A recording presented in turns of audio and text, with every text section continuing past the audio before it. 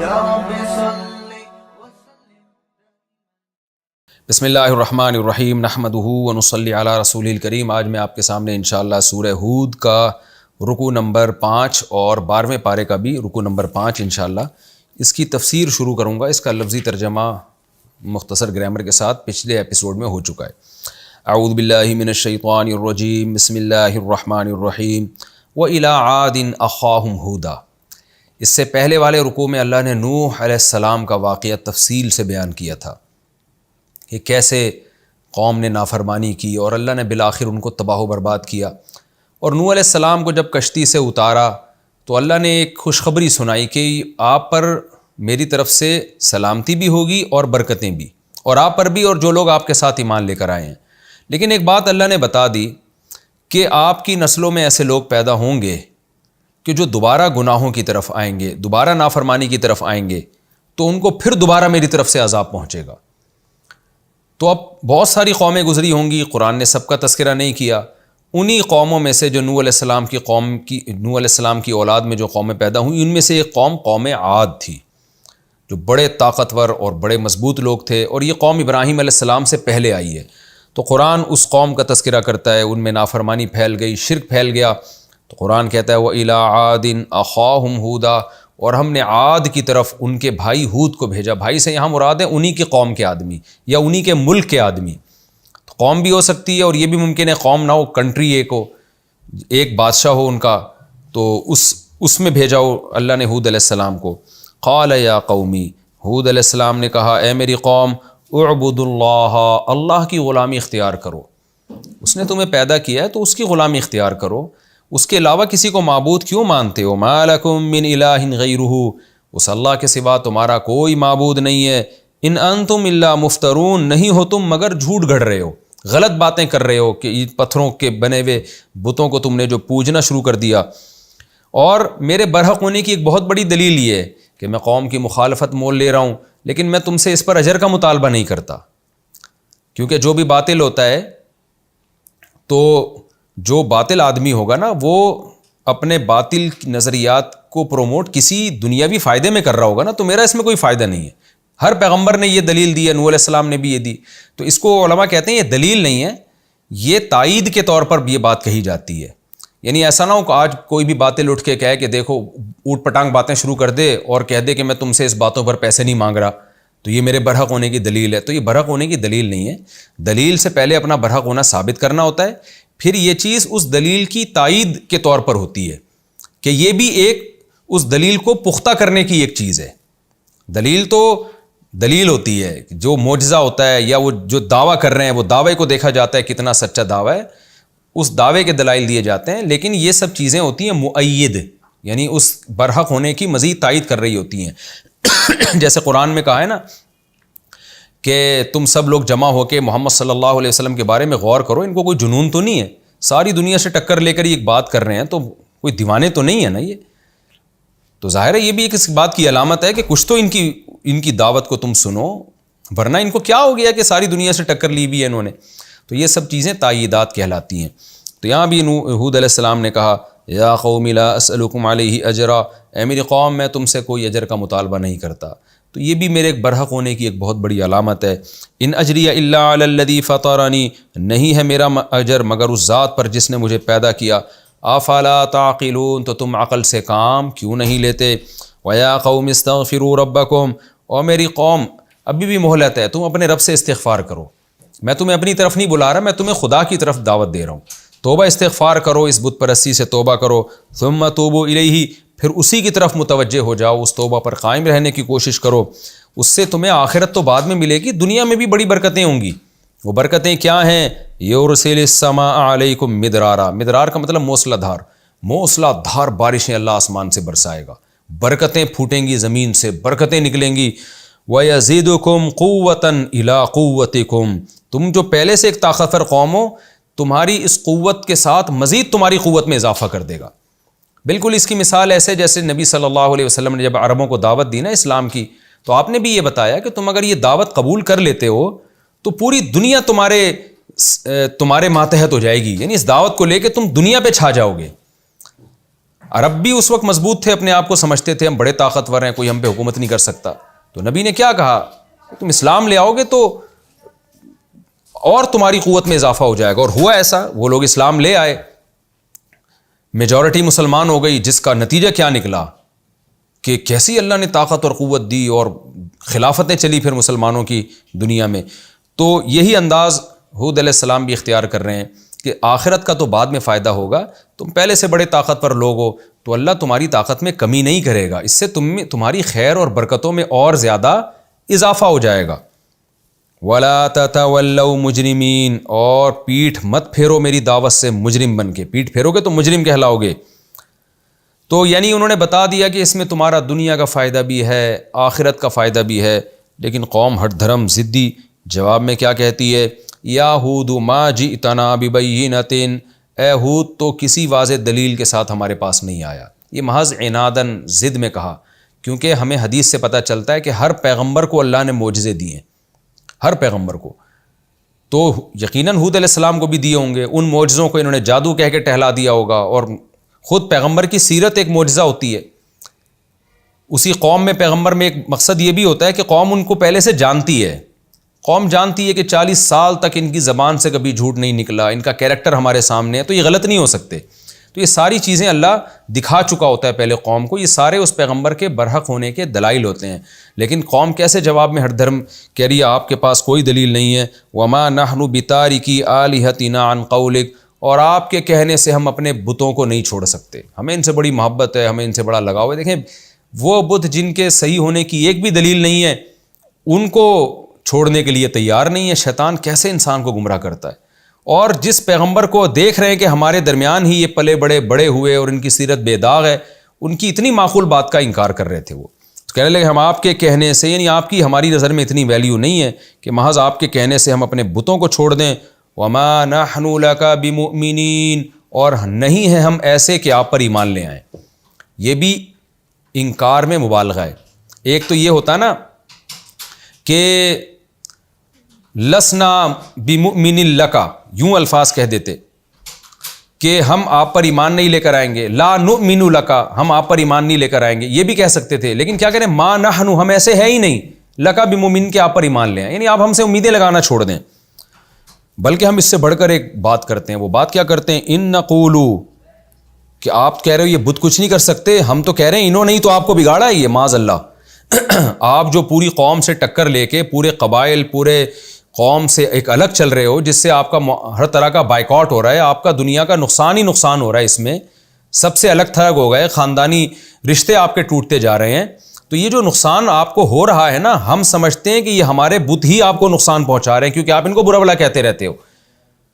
تو ہم تو یہ صرف یہ نہیں کہ آپ پیغمبر نہیں ہوں، بلکہ ہمارے بت اتنے پاورفل ہیں کہ آپ کی یہ حالت، اور آپ کو معاذ اللہ مجنون اور دیوانہ ہمارے بتوں نے بنا دیا ہے. یہ ہمارے بت ہی تو کر رہے ہیں. آپ کہہ رہے ہو کچھ نہیں کر سکتے. اتنا بڑا کام تو انہوں نے کر لیا کہ آپ ان کی مخالفت کرتے تھے تو آپ کا معاذ اللہ انہوں نے آپ کی عقل آپ سے چھین لی ہے. کیسی دیکھیں بدبختی کی باتیں. یعنی ایک آپ کہتے ہو، یعنی قوم بزبان حال یہ کہہ رہی ہے کہ اے ہود آپ کہتے ہو کہ ہمارے بت کچھ نہیں کر سکتے، جبکہ ہم یہ کہہ رہے ہیں یہ اتنا کچھ کر سکتے ہیں کہ انہوں نے آپ کے دماغ سے آپ کی عقل چھین لی ہے، کیونکہ آپ ان کی مخالفت کرتے تھے نا. دیکھو یہ کتنا بڑا کیسا انجام ہوا. تو یہ ہمارے بت یہ کر رہے ہیں. تو ان نقول الا تراک بعض آلہتنا بسوء، ہم تو یہ کہتے ہیں کہ ہمارے بعض بتوں نے، بعض خداؤں نے آپ کے ساتھ برائی کا ارادہ کیا ہے، آپ کے ساتھ جو ہے نا نقصان پہنچانے کا ارادہ کیا. اس کا یہ نقصان ہے کہ آپ پوری قوم سے کٹ گئے ہو اور اپنا نقصان کر رہے ہو. جب یہ بات سنی نا ہود علیہ السلام نے کہ تم اتنے بڑے بڑے دعوے کر رہے ہو، میں کہہ رہا ہوں یہ لچڑ ہیں، یہ کچھ کر نہیں سکتے، یہ اپنی ہاتھوں سے کھا نہیں سکتے، اپنی آنکھوں سے دیکھ نہیں سکتے، اور تم کہہ رہے ہو کہ میری عقل ختم کی ہے ان بتوں نے، یہ اتنے پاورفل ہیں تو میں تمہیں چیلنج کرتا ہوں. وہ چیلنج یہ ہے، انی اشہد اللہ، میں اللہ کو بھی گواہ بناتا ہوں، واشہدوا، اور تم بھی گواہ بنے رہو، انی بریء مما تشرکون، کہ جن بتوں کو تم اللہ کے ساتھ شریک کر رہے ہو میں ان سے بیزار ہوں، میں ان کو نہیں مانتا. اب تم نے کیا کرنا ہے؟ میں نے تو دشمنی کا اعلان کر دیا ان بھگوانوں کے خلاف، ان معبودوں کے خلاف. تم یہ کرو، من دون اللہ، جو اللہ کے علاوہ معبود ہے نا، میں سب سے برات کا اعلان کر رہا ہوں. اب تم یہ کرو کہ میری تمہاری کھلی دشمنی ہے، تو ایسا کرو، فکیدونی جمیعا، تم سب مل کے میرے خلاف تدبیریں کرو، ان بتوں کو بھی اکٹھا کر لو، ان بتوں سے جا کے ریکویسٹ کرو کہ یہ جو ہود ہے نا، یہ ان کو آپ نے نقصان جتنا پہنچایا ہے نا، آپ بھرپور طریقے سے ان کو نقصان پہنچاؤ، یہ آپ کے خلاف اس نے اعلان برات کر دیا ہے، تو ان بتوں کے پاس جا کے تم سب مل کے میرے خلاف تدبیریں شروع کر دو، ثم لا تنظرون، اور مجھے مہلت بھی مت دو، یہ نہیں کہنا کہ کل پرسوں ترسوں، ابھی جا کے ان بتوں سے کہو کہ سارے مل کے میرے خلاف تدبیریں کر کے مجھے ہلاک کر دو، لیکن ہوگا کیا، انی توکلت علی اللہ، میں اللہ پر اعتماد کرتا ہوں، ربی و ربکم، جو میرا بھی رب ہے اور تمہارا بھی رب ہے، تم بھی اور تمہارے بت بھی مل کے میرا بال بھی بیکا نہیں کر سکتے۔ کیسے کانفیڈنس کے ساتھ دیکھیں پیغمبر دعوت دے رہے ہیں، یہ کانفیڈنس اہل حق میں ہی ہوتا ہے۔ جب میں یہ آیت درس دیتا ہوں نا یہ آیت کا، تو مجھے یہ روحانی عامل یاد آنا شروع ہو جاتے ہیں کہ جب میں روحانی عاملوں کے خلاف بیان کرتا ہوں نا، تو اکثر لوگ یہ کہتے ہیں کہ یہ کہہ رہے تھے ہم یوں کر دیں گے، ہم یوں کر دیں گے، تو میں اکثر ایک چیلنج کرتا ہوں کہ یار یہ جتنے روحانی عامل ہیں، چاہے وہ دیوبندی ہوں، چاہے بریلوی ہوں، چاہے اہل حدیث ہوں، چاہے وہ تبلیغی ہوں، میں کہتا ہوں یار یہ عملیات کریں، موکل شوکل بھیجیں نا ہمارے خلاف، میں 20 سال سے ان کے خلاف ممبر پہ چیخ رہا ہوں، تو یہ کچھ بھی نہیں کرتے، نہ یہ جادو کرتے ہیں ہمارے خلاف، نہ کوئی جن چڑیل، ان کے پاس تو لاکھوں جنات ہوتے ہیں، ان کے تو صبح و شام دعوے ہیں، تو یہ دعویٰ میں جو کرتا ہوں نا، اور اللہ کا شکر ہے 20 سال سے آپ کے پاس بیٹھا ہوا ہوں، میرے اللہ کا شکر ہے سارے کام بنتے چلے جا رہے ہیں، اللہ اس میں اور برکت دے، نظر بد سے اللہ بچائے، اگر اللہ نہ کرے کوئی نقصان ہوا بھی تو ان کی وجہ سے نہیں ہوگا۔ تو جیسے میں روحانی عاملوں کے خلاف بولتا ہوں نا، تو میں لوگوں سے پھر کہتا ہوں دیکھو اتنے کانفیڈنس سے اگر میں روحانی عاملوں کے خلاف بول رہا ہوں، تو یہ بھی ایک بہت بڑی علامت ہے میرے برحق ہونے کی، میرے دعوے کے برحق ہونے کی، میرے برحق نہیں یعنی میرے دعوے کے سچے ہونے کی، کہ ان عاملوں کے پلے کچھ بھی نہیں ہے، یہ کچھ نہیں کر سکتے۔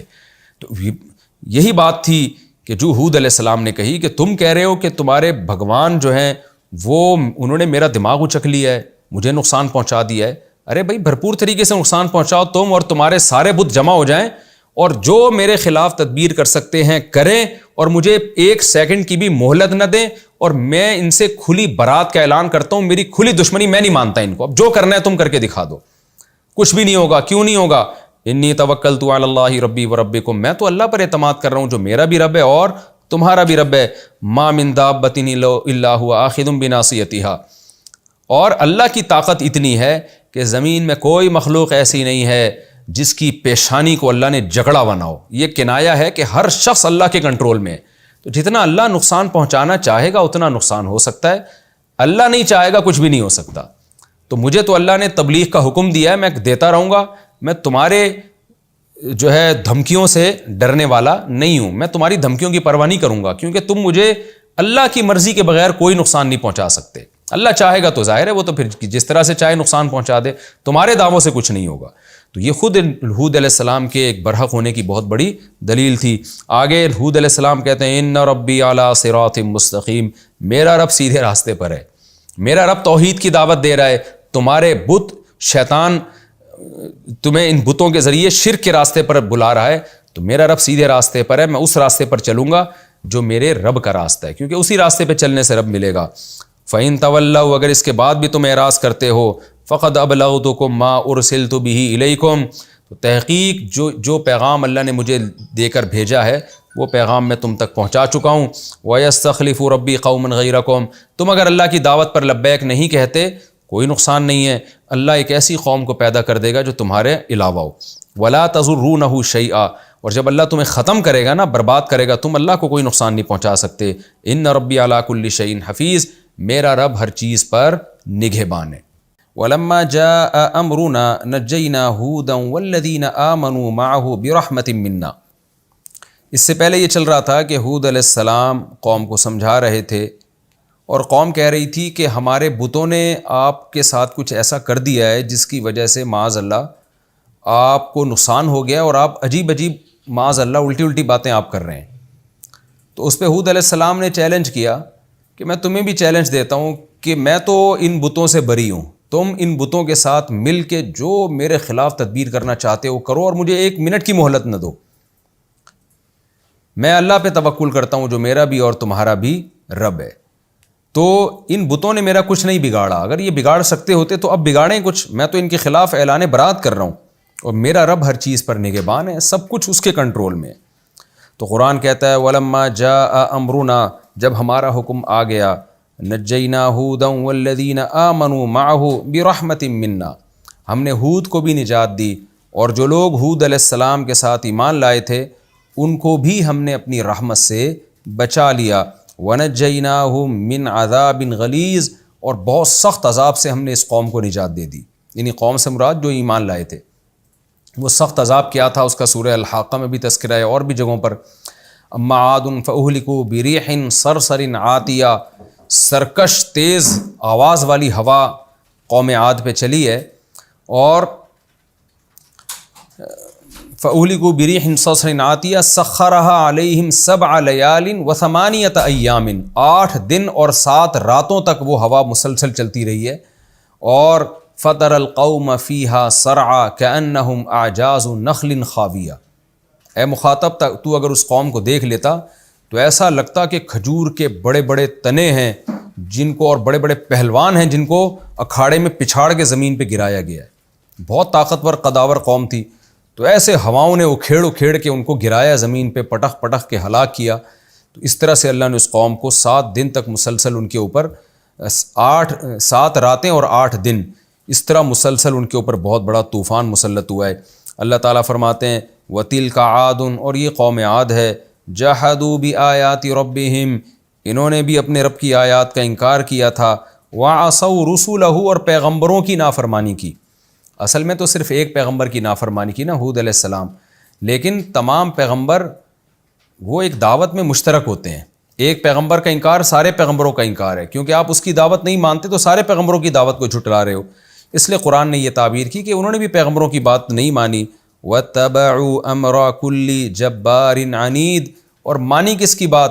ہر سرکش اور ہٹ دھرم ضدی جو قوم میں اس طرح کے لوگ تھے نا، جو دلائل کو فالو نہیں کرتے تھے، ضدی ہٹ دھرم قسم کے لوگ تھے، ان کے پیچھے قوم چلی ہے۔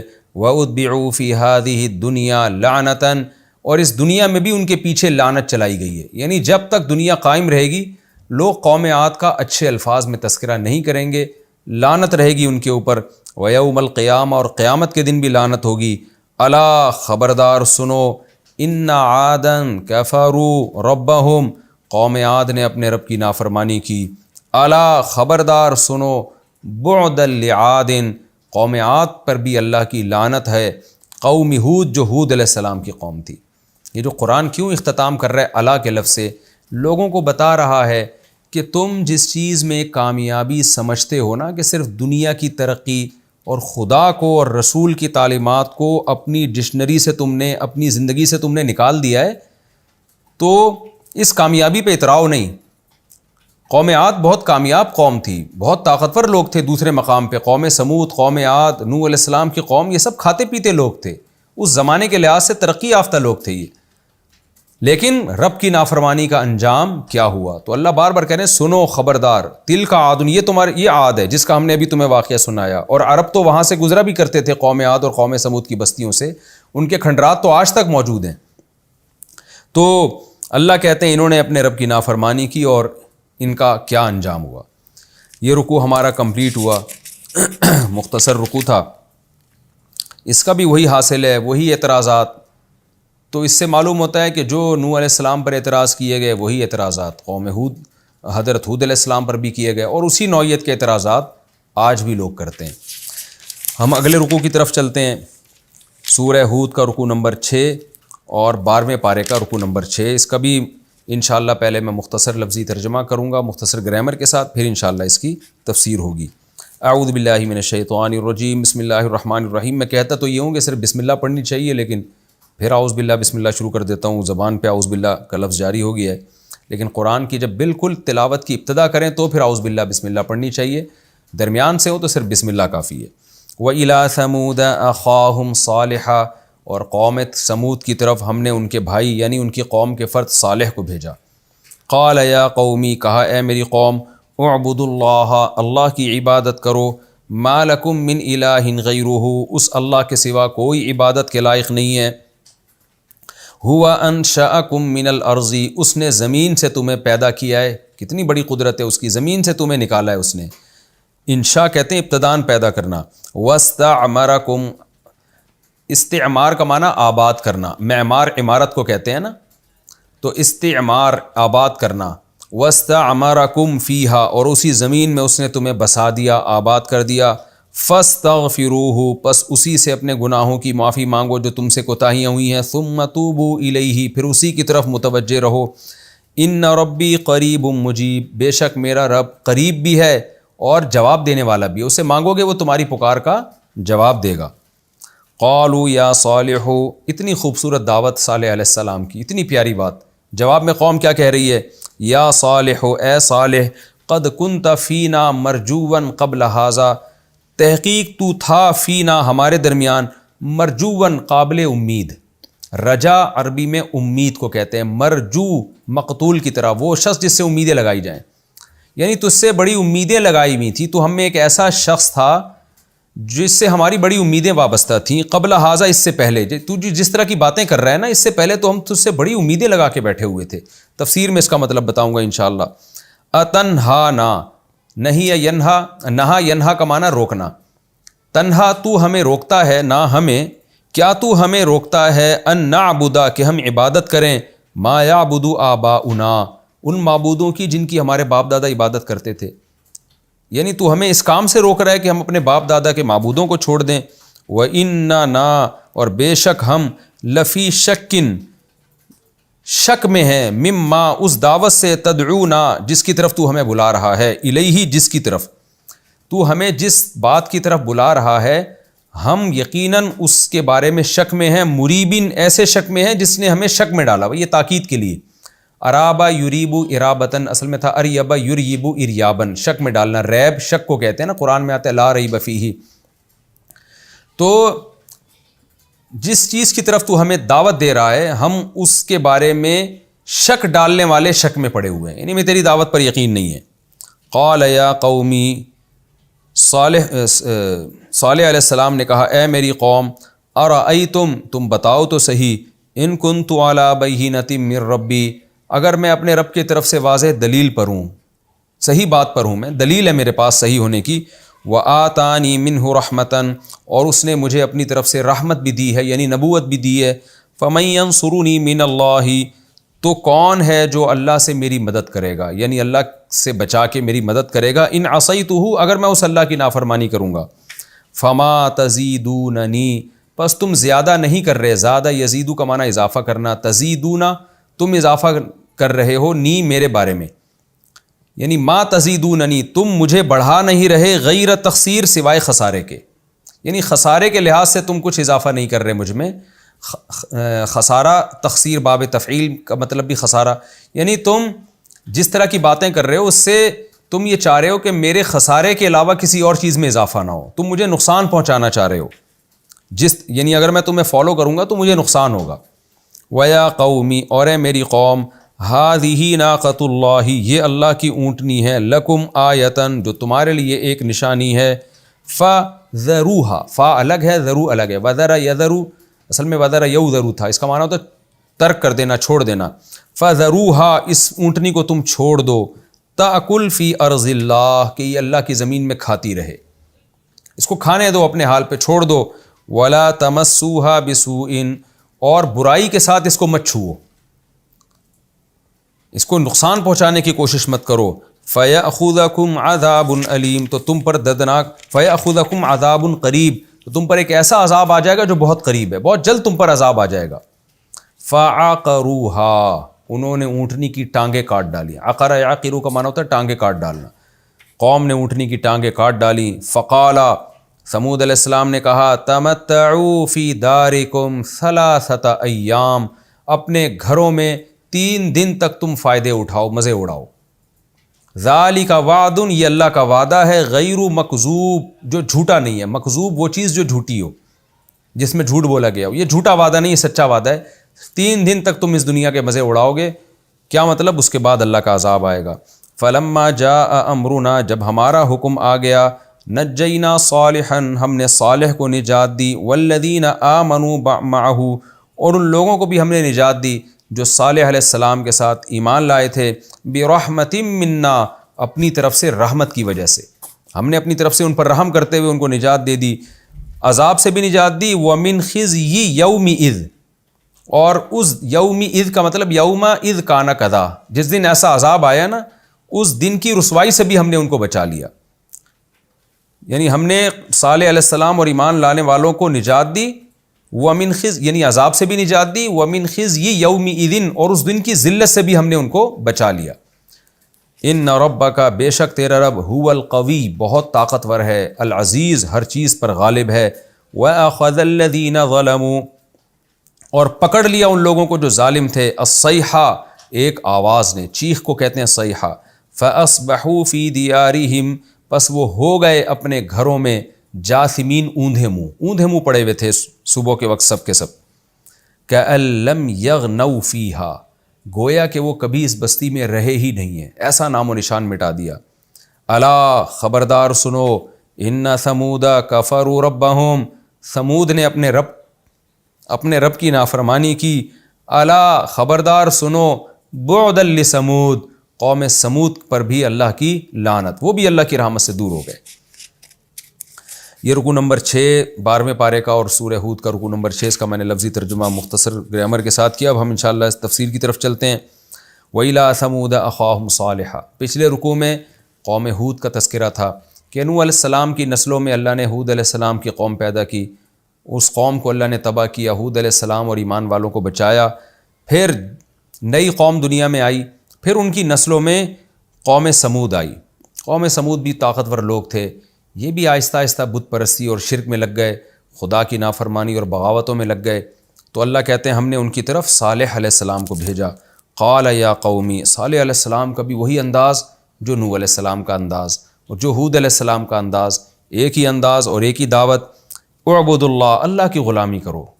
اللہ جس چیز کو حلال کہہ رہا ہے اس کو حلال مانو، اللہ جس چیز کو حرام کہہ رہا ہے اس کو حرام مانو. اللہ کی نظر میں جو چیزیں الاؤڈ ہیں وہ اس کو الاؤ سمجھو، اور جو اللہ کی نظر میں ناجائز ہیں اس کو ناجائز سمجھو. آج بھی یہی مسئلہ ہو رہا ہے نا، حکومتوں کے قوانین کی وجہ سے تو لوگ کسی چیز کو لیگل اور اللیگل سمجھتے ہیں، اسلام سے نہیں پوچھتے، اللہ رسول سے نہیں پوچھتے کہ کیا جائز ہے کیا ناجائز ہے. ہر قانون کو ویلیو دی جا رہی ہے، خدا کے قانون کو ویلیو نہیں دی جا رہی. تو یہی پیغمبروں کی دعوت تھی. سب سے پہلے تو خدا ہے بھائی. قال یا قوم اعبدوا اللہ، اے میری قوم اللہ کی غلامی کرو. ما لکم من الہ غیرہ، اس کے علاوہ کوئی معبود نہیں ہے، اس کے آگے کسی کی نہیں چلے گی. هو انشاکم من الارض، کیوں بھائی اللہ کی کیوں مانیں؟ ہم تو ملکی قوانین کو اپنا باپ بنائیں گے، ہم تو دنیاوی قوموں کو اپنا باپ بنائیں گے، ہم تو ان کے پیچھے چلیں گے، ہم تو کلچر کے پیچھے چلیں گے. تو صالح علیہ السلام نے کیا جواب دیا؟ ہوا انشأکم من الارض، اس اللہ نے تمہیں زمین سے پیدا کیا ہے. اتنا بڑا اس کا احسان اور ایسی قدرت ہے، وہ خالق ہے تمہارا. تو سب سے پہلے خالق مخلوق کا رشتہ ہے. میں اکثر یہ کہتا ہوں نا، آج لبرل لوگ یہ نعرہ لگاتے ہیں کہ انسانیت کا رشتہ پہلے ہے، مذہب کا بعد میں ہے. اصل میں خوبصورت نعرہ ہے جس کے پیچھے بڑے زہریلے جذبات ہیں. ہونا یہ چاہیے کہ خالق مخلوق کا رشتہ پہلے ہے اور مخلوق کا آپس کا رشتہ بعد میں ہے. ہونا یہ چاہیے، یہ نعرہ لگانا چاہیے. تو اس نعرے کا جواب اس انداز میں دینا چاہیے. تو یہاں بھی یہی ہے، ہوا انشأکم من الارض، اس نے زمین سے تمہیں پیدا کیا. سب سے بڑا رشتہ تو اس کا ہے تمہارا.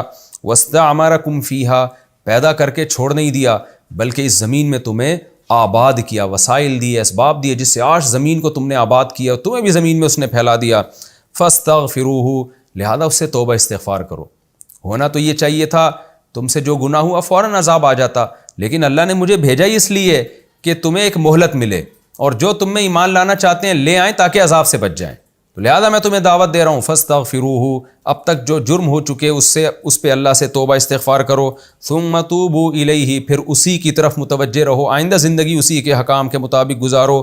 کیوں؟ ان ربی قریب، بے شک میرا رب قریب بھی ہے، مجیب، تمہاری باتوں کا جواب بھی دے گا.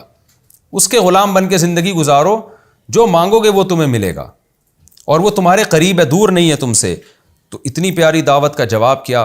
قالوا یا صالح قد كنت فینا مرجوا قبل هذا، اے صالح تو اس دعوت سے پہلے تو بڑا، ہمیں تجھ سے بڑی امیدیں تھیں.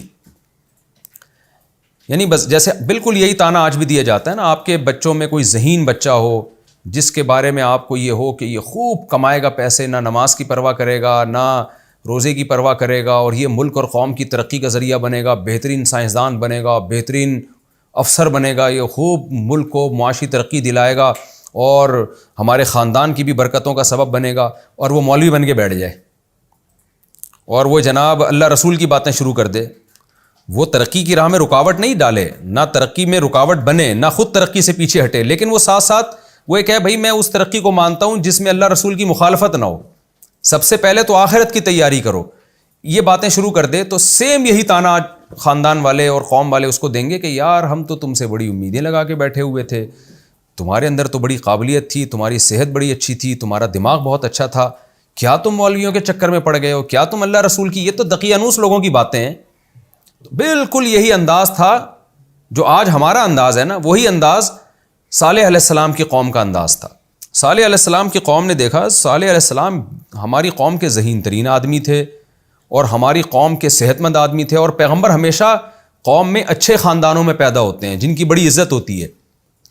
تو کیا مطلب، ان سے تو بڑی امیدیں تھیں، یہ ہماری قوم کے سردار بنتے، معاشی ترقی کا ذریعہ بنتے، بزنس میں بڑے اچھے اچھے آئیڈیا دیتے، جنگوں کے لیے بڑے اچھے اچھے آئیڈیا دیتے، ہم دوسری قوموں سے لڑ کے ان پہ بھی غالب آ جاتے، تجارتیں فروغ دیتی.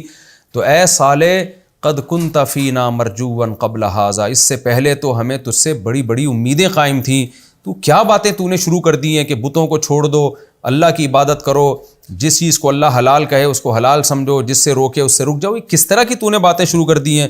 اور پھر آگے اعتراض کرنے لگے یہ تیری باتیں بھی کیسی عجیب ہیں. اتنہانا، تو ہمیں روک رہا ہے، ان نعبد ما یعبد آباؤنا، کہ جن کی ہمارے باپ دادا اتباع کرتے تھے، عبادت کرتے تھے، ہم ان بتوں کو چھوڑ دیں. کیا مطلب تو ہمیں کلچر سے ہٹا رہا ہے؟ یہ خلاصہ اس کا یہی نکلے گا، جو ہمارا صدیوں سے کلچر چلا آ رہا ہے، ہماری ایک پرمپرا ہے، تو اس بیکار چیز میں لگ گیا معاذ اللہ ہمارے پیچھے، ان باتوں میں تو الجھ گیا کہ ہم باپ دادا کے کلچر کو چھوڑ دیں. تو یہ کیسے ہو سکتا ہے؟ وَإِنَّنَا لَفِي شَكٍّ مِّمَّا تَدْعُونَ إِلَيْهِ مُرِيبٍ.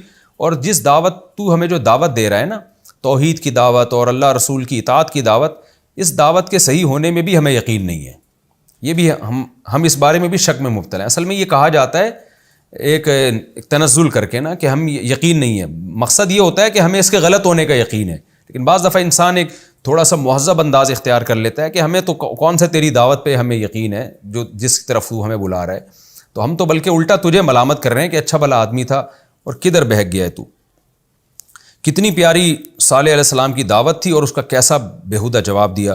صالح علیہ السلام نے جواب میں کہا کہ تم اگر مجھے یہ کہہ رہے ہو کہ ہمیں تجھ سے بڑی امیدیں تھیں، لہذا میں یہ دعوت اور تبلیغ چھوڑ دوں، تو تم اپنے خیال کے مطابق تو تم گویا مجھے فائدہ پہنچانے کے لیے کہہ رہے ہو، لیکن حقیقت میں تم میرا بیڑا غرق کر رہے ہو. تم مجھے کیسے مشورے دے رہے ہو؟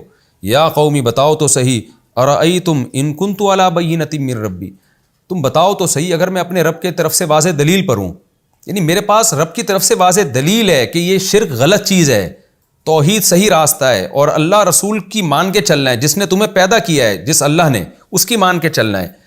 تو بتاؤ اگر میں اتنے واضح دلائل پر ہوں، وآتانی منہ رحمتن، اور پھر اللہ نے مجھ پر ایک اضافی رحمت بھی دے دی، مجھے پیغمبر بھی بنا دیا، تو پھر بتاؤ فمن ینصرنی من اللہ ان عصیتہ، اس کے بعد بھی اگر میں تمہاری مانوں اور اللہ کی نافرمانی کروں تو مجھے اللہ کے عذاب سے کون بچائے گا؟ فما تزیدوننی غیر تقصیر، تم اضافہ نہیں کر رہے مگر خسارے میں.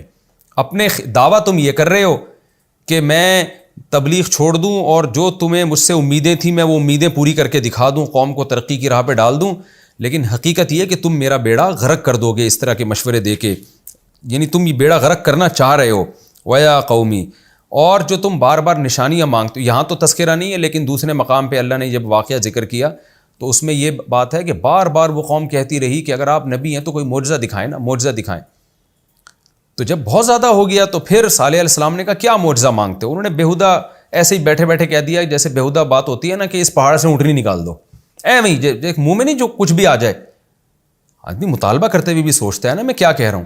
انہوں نے کہہ دیا اس پہاڑ سے آپ اونٹنی نکال دیں. تو اللہ نے کہا کہ ٹھیک ہے میں اونٹنی نکال دیتا ہوں. تو لیکن اتنا بڑا معجزہ جب اپنی آنکھوں سے دیکھیں گے نا تو وہ اونٹنی چونکہ اللہ کی خاص قدرت سے پیدا ہوئی ہے، وہ پیغمبر کے برحق ہونے کی ایک دلیل ہے، توحید کے صحیح ہونے کی ایک دلیل ہے. تو جب اللہ اتنی بڑی واضح نشانی دکھا دیتا ہے تو پھر مہلت نہیں دیتا، ابھی تو مہلت ہے، پیغمبر کے نبی ہونے میں غور کر سکتے ہو، اس کے بعد مہلت نہیں ملے گی۔ پھر اس اونٹنی کے کچھ آداب بھی ہیں، وہ آداب یہ ہیں کہ جب یہ چرے گی تو بھرپور طریقے سے پیٹ بھرے گی، تمہارے جانور اس دن بھوکے رہ جائیں گے، اس کے باوجود تمہیں اس اونٹنی کو چھیڑنے کی اجازت نہیں ہے، تمہیں وہ غم برداشت کرنا ہے۔ جس دن اس اونٹنی کی باری ہوگی کوئی گھاس نہیں، کوئی جانور گھاس نہیں کھائے گا۔ پھر جس دن یہ اونٹنی پانی پیے گی تو اس کی پانی کا دن متعین ہے، اس دن کوئی تمہارا جانور پانی پینے کے لیے نہیں آئے گا۔ وہ اونٹنی بھر بھر کے پانی پیتی تھی، پانی کم ہو جاتا تھی، یہ تو اللہ کی طرف سے آزمائش تھی نا، کہ معجزہ چاہتے تھے نا تو ہم نے دکھا دیا نا، اب تو اب برداشت کرو۔ تو اب اگر برداشت نہیں کیا تو فوراً عذاب آئے گا۔ تو یہ اللہ کی عادت ہے، قرآن میں دوسرے مقام پر بھی ہے، وَمَا نُرْسِلُ بِالْآيَاتِ إِلَّا كَذَّبَ بِهَا الْأَوَّلُونَ، قرآن میں آتا ہے کہ ہم آیتیں جب بھی بھیجتے ہیں نا تو معجزے جب بڑے بڑے دکھا دیتے ہیں تو قومیں جھٹلا دیتی ہیں۔ وَمَا مَنَعَنَا أَن نُرْسِلَ بِالْآيَاتِ، ہمیں معجزے دکھانے سے روکا ہے اس چیز نے کہ ہم جب بھی معجزہ دکھاتے ہیں تو پھر ہم مہلت نہیں دیتے قوم کو، پھر فوراً عذاب دیتے ہیں۔ ابھی مہلت ملی ہوئی ہے، ابھی سوچنے کا ٹائم ہے تمہارے پاس، کوئی بہت بڑی نشانی دکھا دی پھر سوچنے کا ٹائم نہیں ہوگا۔ اس کی مثال ایسے جیسے حدیث میں آتا ہے کہ سورج جب مغرب سے نکلے گا نا، نبی صلی اللہ علیہ وسلم نے فرمایا، قرآن میں بھی آتا ہے کہ اللہ بڑی نشانیاں دکھائے گا، تو ان نشانیوں میں حدیث میں آتا ہے، صحیح حدیث ہے کہ مغرب سے سورج نکلے گا، ایک وقت ایسا آئے گا کہ سورج مغرب سے نکلے گا اور اوپر تک جا کے دوبارہ مغرب میں غروب ہو جائے گا۔ تو یہ کیونکہ حدیث میں یہ پیش گوئی ہے، جب یہ دنیا میں پیش گوئی ظاہر ہوگی تو قرآن کہتا ہے اس معجزے کے ظاہر ہونے کے بعد پھر کوئی بھی شخص جو ایمان لے کر آئے گا اس کا ایمان اللہ قبول نہیں کریں گے، اور جو مسلمان گناہوں سے توبہ کرے گا اللہ اس مسلمان کی توبہ بھی قبول نہیں کرے گا۔ یہ قرآن میں اللہ نے لکھا ہوا ہے کہ جب کوئی ایک بڑی نشانی ظاہر ہو جائے گی نا تو پھر نہ گناہگار کی توبہ اللہ قبول کریں گے اور نہ کافر کا ایمان اللہ قبول کریں گے۔ وجہ کیا ہے کہ تم نے اپنی آنکھوں سے اسلام کا برحق ہونا اب تو دیکھ لیا نا، اب غور و فکر کا تو اب راستہ ہی بند ہو گیا، اب تو دیکھ لیا اپنی آنکھوں سے۔ تو حدیث میں آتا ہے کہ قرآن کی جو یہ آیت ہے کہ جب بڑی نشانی دیکھ لیں گے تو ایمان قبول نہیں ہوگا، اس سے مراد کیا ہے؟ حدیث سے پتہ چلتا ہے کہ سورج مغرب سے نکلے گا۔ تو یہی ہوا کہ اونٹنی اللہ نے پہاڑ سے نکال دی، تو پھر صالح علیہ السلام نے کیا کہا؟ وَيَا قَوْمِ هَٰذِهِ نَاقَةُ اللَّهِ، یہ اللہ کی اونٹنی ہے، لَكُمْ آیَةً، تمہارے لیے ایک نشانی ہے، فَذَرُوهَا، اسے اپنے حال پہ چھوڑ دو، تَأْكُلْ فِي أَرْضِ اللَّهِ، یہ اللہ کی زمین میں کھائے پیے، وَلَا تَمَسُّوهَا بِسُوءٍ، اور اب اسے تم نے برائی کے ساتھ نہیں چھونا، اس کو مارنا نہیں ہے، تم نے قتل نہیں کرنا، فَيَأْخُذَكُمْ عَذَابٌ أَلِيمٌ، قریب بہت قریبی عذاب آ جائے گا۔ پھر تو یقینی بات ہے کہ عذاب فوراً آئے گا تمہارے اوپر۔ قوم بدبخت، کچھ دن تو انہوں نے صبر کیا، تھوڑا ڈرتے بھی تھے، لیکن دوسرے مقام پہ قرآن میں آتا ہے کچھ بدبخت لوگ کھڑے ہوئے اور انہوں نے کہا کہ بھئی اگر ہم میں سے کوئی ایک شخص قتل کرے گا تو بعد میں کچھ مسئلہ ہوا تو اس قوم پہ پھر بات آئے گی نا، تو ایسا کریں ہر قوم میں سے ایک ایک فرد جمع ہو، اور جو خاص شرارتی لوگ ہیں وہ جمع ہو کر مل کر اس اونٹنی کو ہلاک کر دیں تاکہ کسی ایک مخصوص قوم پہ الزام نہ آئے۔ تو فَعَقَرُوهَا وَكَانَ فِي الْمَدِينَةِ 9 رَهْطٍ، قرآن میں آتے ہیں 9 فرد جو بڑے بدماش تھے قوموں کے وہ کھڑے ہوئے، انہوں نے یہ کام کیا۔ فَعَقَرُوهَا، اونٹنی کی ٹانگیں کاٹ ڈالیں۔ فَقَالَ، جب اونٹنی کو قتل کر دیا صالح علیہ السلام نے دیکھا کہ یہ تو بہت ہی بدبخت ہو گئے ہیں، تو صالح علیہ السلام نے اللہ کے حکم پہ ان کو کیا کہا؟ تَمَتَّعُوا فِي دَارِكُمْ 3 أَيَّامٍ، مزے اڑاؤ اپنے گھروں میں 3 دن تک تم مزے اڑاؤ۔ ذالک وعد غیر مکذوب، یہ ایک ایسا وعدہ ہے جس میں جھوٹ نہیں ہے، ظاہر اللہ کا وعدہ ہے، 100% سچا وعدہ ہے۔ تو 3 دن تک اللہ نے مہلت دی۔ اس میں کیا حکمت تھی؟ 2 حکمتیں ہو سکتی ہیں۔ ایک تو یہ کہ جب اللہ کسی کو عذاب دینا چاہتا ہے نا تو ہمیں قرآن و سنت سے پتہ چلتا ہے اللہ اس سے پہلے اس کو دنیا میں مزے اڑانے دیتے ہیں تاکہ حجت تمام ہو جائے کہ تھوڑے دن رہ گئے اب تھوڑا مزے اڑا لو۔ تو اللہ نے 3 دن اس لیے مہلت دی کہ ذرا رج کے دنیا کے مزے اڑا لو، کیونکہ اب اس کے بعد تمہیں زندگی میں قیامت تک، بلکہ قیامت کے بعد بھی کبھی بھی لطف اور مزہ جو ہے نا وہ تمہارے قریب سے بھی نہیں گزرے گا۔ اور یہ بھی حکمت ہو سکتی ہے کہ تاکہ صالح علیہ السلام جو بھی لوگ ایمان لے کر آئے ہیں نا ان تمام لوگوں کو پورے ملک میں، پورے شہر میں جا کے اکٹھا کر کے کوئی محفوظ ٹھکانے کی طرف منتقل کر سکیں تاکہ وہ لوگ عذاب سے بچ جائیں۔ تو اس کے لیے بھی ہو سکتا ہے اللہ نے 3 دن کی مہلت دی ہو۔ فلما جاء امرنا، بس جب ہمارا حکم آیا، نجینا صالحا، ہم نے صالح کو نجات دی، والذین آمنوا معه برحمت منا، اپنی رحمت سے ہم نے ایمان والوں کو بھی نجات دی، ومن خزی یومئذ، اور اس دن کی ذلت سے بھی ہم نے انہیں بچا لیا. ان ربک هو القوی العزیز، واقعی تیرا رب بڑا طاقتور اور غالب ہے. واخذ الذین ظلموا الصیحہ، اور ظالموں کو ایک زوردار آواز نے پکڑ لیا. قرآن میں دوسرے مقام پر آتا ہے کہ زلزلہ آیا، تو یہاں ہے زوردار آواز.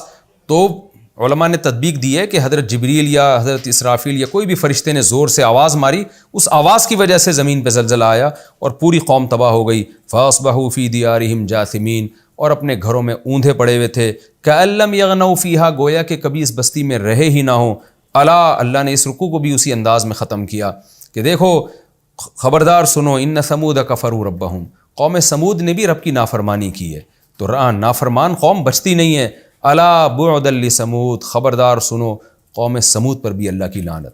تو یہ ہمارا رکوع الحمدللہ کمپلیٹ ہوا. اللہ ہمیں عبرت عطا فرمائے. میں تو جب یہ رکوع پڑھتا ہوں، یہ آیتیں پڑھتا ہوں، سناتا ہوں، تو حقیقت یہ ہے کہ مجھے خود بہت خوف پیدا ہوتا ہے کہ ہم پتہ نہیں کہاں کھڑے ہوئے ہیں. ہم دوسروں کے بارے میں سوچ رہے ہوتے ہیں کہ وہ اللہ کا نافرمان، وہ نافرمان. ہمیں اپنے گریبان میں ان آیتوں کو سن کے اور پڑھ کے سوچنا چاہیے کہ ہم پر بھی تو اللہ نے حجت تمام کر دی ہے، ہم کہاں کھڑے ہوئے ہیں. ہمیں بھی توبہ استغفار میں جلدی کرنی چاہیے اور ان آیتوں سے ہم سب کو عبرت حاصل کرنی چاہیے. اگلے ایپیسوڈ میں انشاءاللہ ہم سورہ ہود کا رکوع نمبر 7 اور 12ویں پارے کا بھی رکوع نمبر 7 انشاءاللہ ہم شروع کریں گے. اللہ تعالی ہمیں سمجھنے کی، عمل کرنے کی توفیق عطا فرمائے. وما علینا الا البلاغ.